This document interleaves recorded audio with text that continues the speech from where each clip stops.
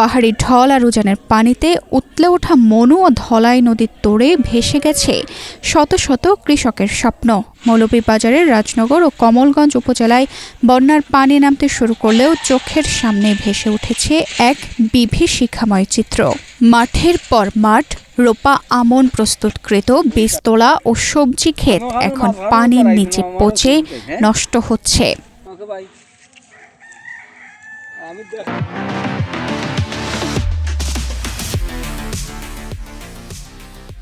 কৃষি সম্প্রসারণ বিভাগের তথ্য মতে রাজনগর উপজেলায় ৬০ হেক্টর এবং কমলগঞ্জ উপজেলায় ৮৩ হেক্টর বীজতলা সম্পূর্ণ ক্ষতিগ্রস্ত হয়েছে। কিন্তু এই পরিসংখ্যানের আড়ালে লুকিয়ে আছে হাজারো প্রান্তিক ও বর্গা চাষির টিকে থাকার হাহাকার। রক্ত পানি করে তৈরি করা আমনের চারা পচে যাওয়ায় তারা এখন চরম দিশেহারা। আগামীতে জমি আবাদ করবেন কিভাবে আর পরিবারকেই কিভাবে বাঁচাবেন? আমি গরিব মানুষ, আমি 11 কিয়ার জায়গা খেত আনজুয়াইছি, 5,500 আলি ফালাইছি, ফালানির পরেও তো বন্যা ক্ষতিগ্রস্ত হয়ে গেছে। এখন যদি আপনারা সরকার থেকে আমরা কোনো সহযোগিতা করেন, আশা করি আমরা কিছু সাহায্য হেল্প হইব। এবার এই বন্যায় আমাদের এলাকা সবই ক্ষতিগ্রস্ত। আমি গরিব মানুষ, দিনমজুরি মানুষ। আমার 16 কিয়ার জায়গা খেত, 16 কিয়ার জায়গার আলি ফেলাইছিলাম প্রায় 1 কিয়ার জায়গা। আমার সারা আলি পানির তোলে, এখনও তো দেখিয়া যারা আপনি পানির তোলে। আমরা কৃষক মানুষ, এটাই আমরা হইল গিরিজে। এটা যদি বন্যায় নেই গিয়ে তো আমরা আনা খাইয়া মরতাম।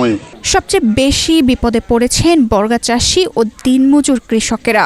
ধার দেনা করে কিংবা অন্যের জমিতে বর্গা চাষের আশায় বীজতলা তৈরি করেছিলেন যারা, বীজ হারিয়ে সামনে এখন শুধুই অনাহারের কালো ছায়া। আমার 5 ফুরা দামের আলি নষ্ট হয়েছে, 20 কিয়ার জায়গা খেত ভাই, কিন্তু আমার 5 ফুরা দামের আলি ক্ষতি হয়েছে, সব নষ্ট হয়ে গেছে। বন্যা নিছে কি ভাই, এখন আর তো সরকারের দেখবো, আগে নগনে দেখবো, এছাড়া কিচ্ছু করার নেই। একদিকে আমানের চারা পচে যাওয়া, অন্যদিকে একই জমিতে পুনরায় চারা ফেলার সময় ও পুঁজি কোনোটাই অবশিষ্ট নেই এই নিঃস্ব চাষিদের কাছে। তাদের আকুল আবেদন সরকারি সাহায্য যেন দ্রুত তাদের কাছে পৌঁছায়।